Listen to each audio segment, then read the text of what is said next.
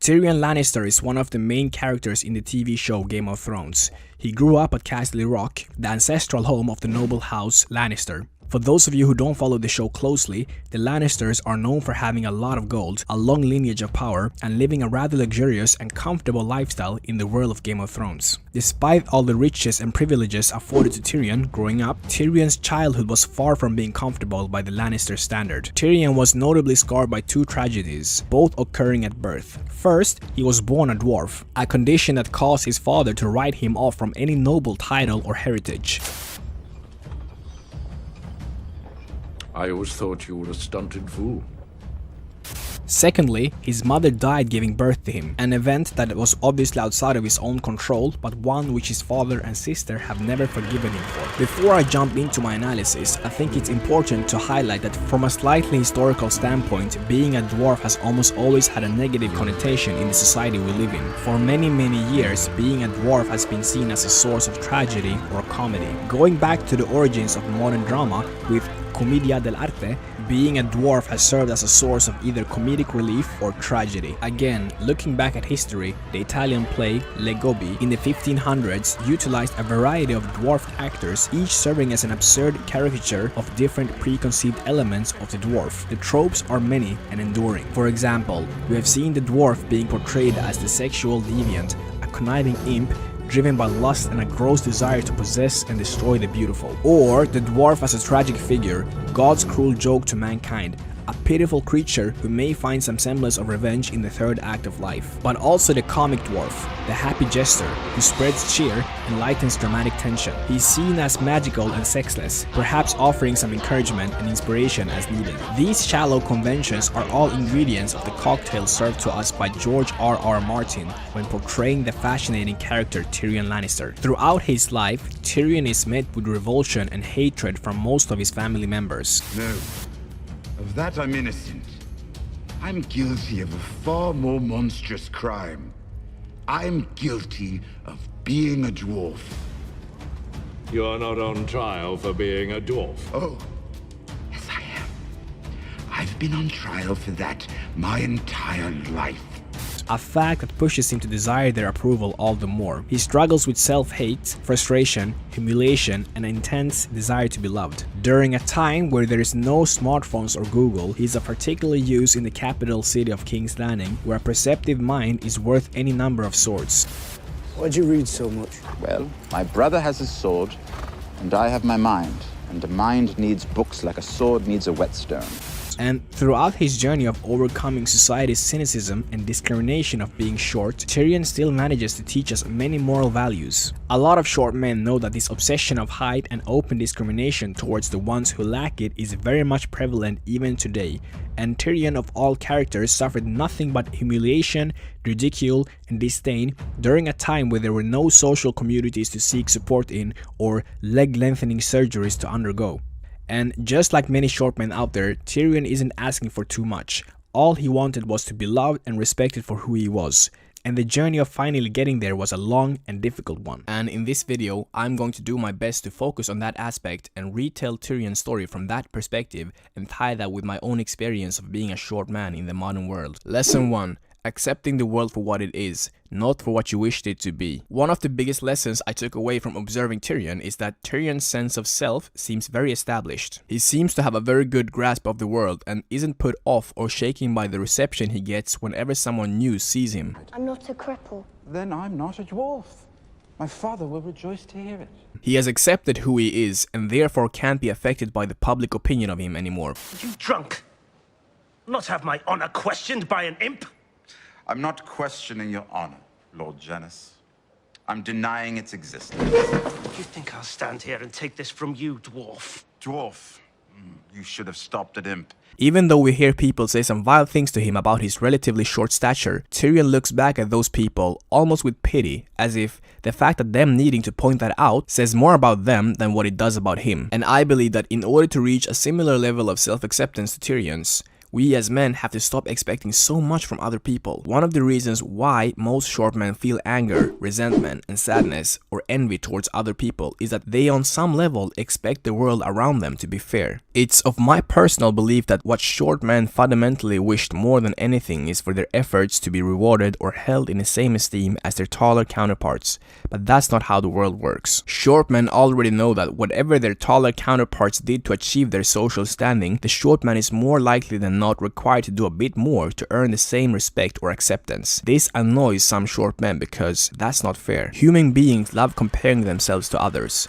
Comparison allows us to gauge where we stand in relation to our brothers and sisters who we share this world with. It serves as an heuristic, albeit an inaccurate one at times, to adjust oneself to the majority and avoid being exiled by the group. This notion was extremely important back in the caveman days, where being exiled by the group could mean roaming around the wilderness by oneself and risk starving to death, getting attacked by animals, or worse, being killed by another tribe. Some shorter men have a tendency to compare themselves to their taller counterparts who, in their opinion, don't have to do anything particular to navigate through this world with ease. They hate knowing that they have to put in more effort than someone else and have a tendency to settle on the fact that it's not fair, and that's exactly the point. Life isn't fair. But what I've come to realize is that being short doesn't mean you're a complete failure or you can't be seen as attractive, competent, or dependable.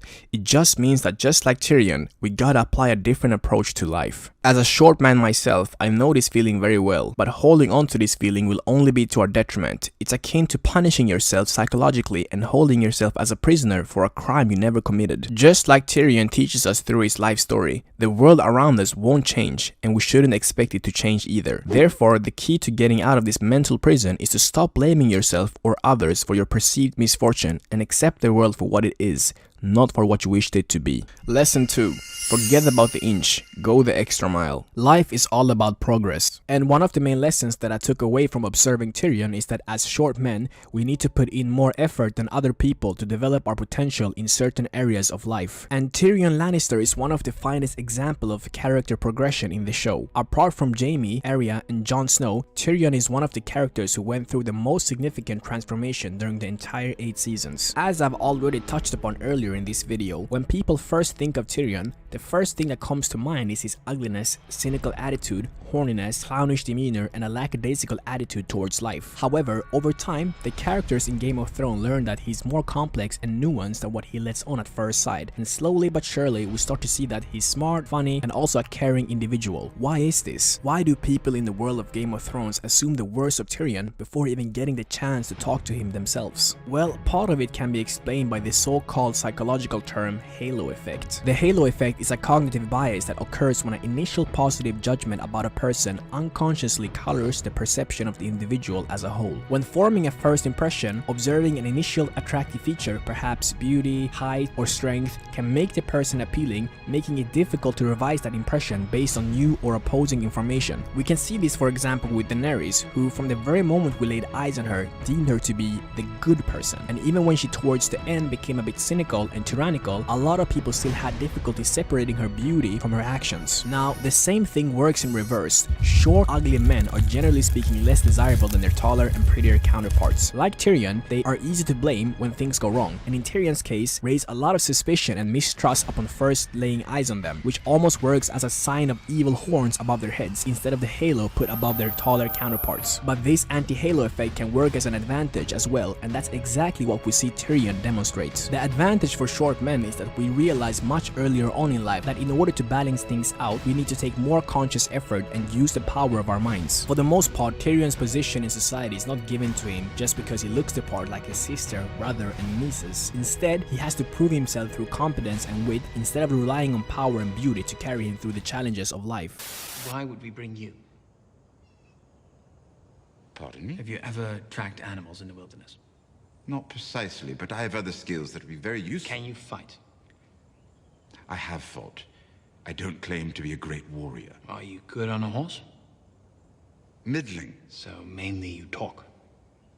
And drink. I might be speaking for a minority of people, but growing up as a short person gives you a thick skin. By the time you're 10 years old, you have heard every insult and joke there is to being short, so you're pretty much immune to personal attacks of all types as an adult. People may perceive you as weak and try to exploit that, but at the same token, it gives you more repetitions to practice against this, and in the end, makes you more effective. Two examples true to my own life is when I played football when I was young. I remember very well that teams were instructed by their coaches to always attack my side of the field because I was small and more likely to be the weak link in the chain. This experience got me a lot of real-world practice, and I learned how to counter every single type of attack imaginable, and it helped my defensive game immensely. We see the same thing with Tyrion. Throughout the show, we see a pattern of people choosing to verbally attack, assault, or harass Tyrion when he arrives in company with others. In fact, it's a well-known tactic by people who are intimidated to look for the smallest person or perceived easier target around to start a fight with. They look at me and they see a misshapen little beast. Their contempt is their weakness. They'll underestimate us every time, and we will use that to our advantage. As a short man, there's a possibility that you will encounter this more than others around you, but know that this will help sharpening your fighting or conflict resolution skills, which will make you a lot better at diffusing tense situations than the average person. Once you understand that heightism is derived from fear and uncertainty, it loses its power because the underlying reason has a very weak foundation. At the end of the day, for us short males, it's important to understand these facts and to study them, to read the related research to understand our own problems and traumas. Sure, males who were taller as children are on average treated better than their shorter counterparts, so they naturally tend to have developed more emotional stability and self-confidence within themselves due to the positive social feedback they generally receive from their elders and the opposite sex. But that's not an excuse to cry wolf. There are many ways of improving your self-esteem that don't entail being genetically gifted or tall. For example, if you're physically capable to, you should try to get in shape. If you want to be more free, you could start earning more money. If you want more respect from your peers,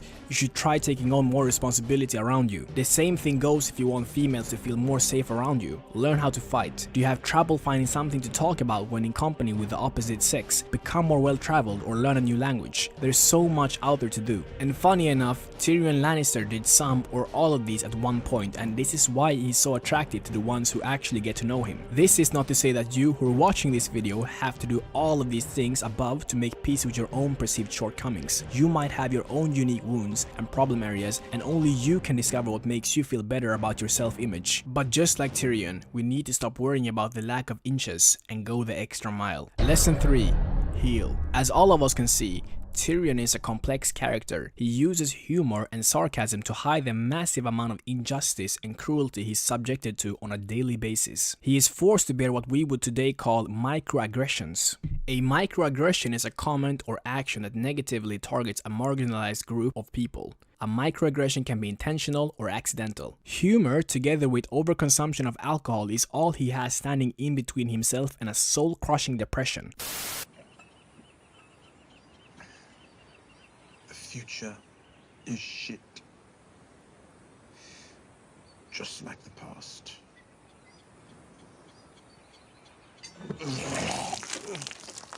Tyrion's own father, a major cause of his self-esteem issues, detests his attempts at light-hearted humor, as Tywin's own father, Tyrion Lannister, was ridiculed and mocked by his bannermen and vassals for being too lenient of a lord. Thus, Tywin quashed all doubts of Lannister's supremacy once he became the head of the house, and he hates seeing the same traits in his own son, so he despises anything that even could come across as light-heartedness, even though these traits are probably a defense mechanism against his own loathing of his suppressed feminine side. My father is probably the most powerful man in the country, certainly the richest. He has all 7 kingdoms in his pockets. Everyone, everywhere, always has to do exactly what my father says. He's always been a cunt. Another thing we learn about Tyrion is that he has been through a lot of heartbreaks. We learn about his relationship history with Tisha, his sad relationships with Tywin and Cersei, and we see deep into his soul and see that behind his self-esteem, upbeat jokes, whoring around, he's very much damaged and scarred inside. Besides his history with Tisha, another large part of Tyrion's heartbreak came from his love story with Shae, where he for the first time opened up again after his traumatic relationship with Tisha, and we finally got to see Tyrion's softer side. However, when he's betrayed by Shae, something inside of him breaks to pieces, and he's forever changed. Killing Shae and then his own father was a way for Tyrion to give room to all the pain he was feeling on the inside. the hell do you know about being a bastard? All dwarves are bastards in their father's eyes. Nevertheless, the pain on the outside is what we're really trying to focus on in this video. And as Tyrion himself explains to Jon Snow, being a dwarf is sort of being like a bastard, or even like a cripple. Luckily, our friend Tyrion is okay with the hand life dealt to him, like being a misshapen dwarf with mismatched eyes and a family that mostly hates him. My nephew the king wants to murder me. My wife hates me because my father murdered her family. Oberyn Martell wants to murder everyone whose last name is Lannister. On some level, Tyrion knows that he will never be a great knight like his brother Jaime. At the core, Tyrion is a survivor who makes it to the very end, and who knows that he's not going to survive by pretending to be a brave warrior, and he doesn't pity himself over it. Instead, Tyrion realizes his limitations and still works toward winning by emphasizing his strengths. At the end of the day, a very small man can cast a very large shadow. Therefore, being a small person has nothing to do with your charisma, wisdom, intelligence, and above all, your flirting skills. You can be a master hand at all of these even though you're a small person. Using your wit and mind or brain power, you can be a hand of the king, master of coin, lord of Castle Rock, hand of the queen, and henceforth, you can really cast a very, very big shadow. Power resides where men believe it resides. It's a trick, a shadow on the wall. And a very small man can cast a very large shadow. So, to summarize my analysis, lesson 1. Accept the world for what it is, not for what you wished it to be. The first step to coping with being a short male is accepting that in our early psychological development, some of us had challenges average people never have to deal with. A permeating feeling that clouded my vision for a very long time was that discrediting someone for being short, which is something that they can't control, isn't fair. I used to constantly point the finger at all the other marginalized groups that have been acknowledged and consoled by society and fume at the idea that even the ones who arguably put themselves in that position by their own free choices were given more understanding and better treatment than a short guy like myself. This quickly went from frustration to pure anger. But I want you to pause for a second and think of your hatred of your height as this dark cloud which is a representation of your internal struggle. If you let this cloud grow and manifest, it will start to impact other areas of your life. This struggle that you're having is basically at your own core. You're struggling with yourself, and if you don't have your core together, how are you going to face other bigger challenges in life? Think about that before you let your emotions control you. 2. The second step is accepting the fact that we might have to put in more effort than other people to develop our own potential, and that all things being equal, the world is harsher on us, especially women, and we need to be stronger to get the same results. This is the only body we have. We are who we are. I know it's easier said than done, but what most men have to do is to learn how to accept themselves and love themselves for who they fundamentally are. You can't change the way other people think. Many women will rule you out based on your height only, and many men won't acknowledge you as a leader for the same superficial reasons. But there are things you can do to heal and develop your full potential, and they're certainly within your control. Capitalize on that. 3. Heal. This requires a lot of time and effort. The fundamental lesson that Tyrion teaches us is that if you see your height as a huge problem that keeps you from everything good in life, it becomes that big of a problem. It is the lens that you view your life, and it colors everything. Making any physical feature a huge problem or the focus of your life will destroy you. But just like Tyrion, if you wear it like armor and accept it without identifying with it as something that defines you, then no one's opinion of you can bother you when you have this shield of self-acceptance. Never forget what you are. The rest of the world will not. Wear it like armor, and it can never be used to hurt you. And from there on, you can more rationally decide when to defend yourself and when to let it roll. I find that a lot of people are just ignorant and aren't even trying to be mean. The ones that are being malicious towards you, I find killing them with humor or kindness is much more effective. Again, I'm sure I haven't captured the entirety of Tyrion's psychological profile, and there's probably a bunch of you who don't agree with my analysis. That's completely fine. Whether you disagree with me or not, I'd still like for you to dislike or like the video and to write your thoughts or phrase your own analysis down below, and let's have a discussion about it. Also, if you have seen this show already, don't forget to comment what your favorite Tyrion moment or quote is. How did you get so comfortable with your height? Generally, you know, people who are not 6 feet tall, not people, men, have a complex about it. I just don't believe, I don't believe in change. I don't believe in doing things to manufacture my body to appeal to what I think people might like. This is This is it. This is what I was given. This is my playing cards. If we was playing poker, I got to make this hand work. Yeah. This is it for me, and this is what I'm going to ride out. So how do you not embrace it? You get one life. Yeah. One.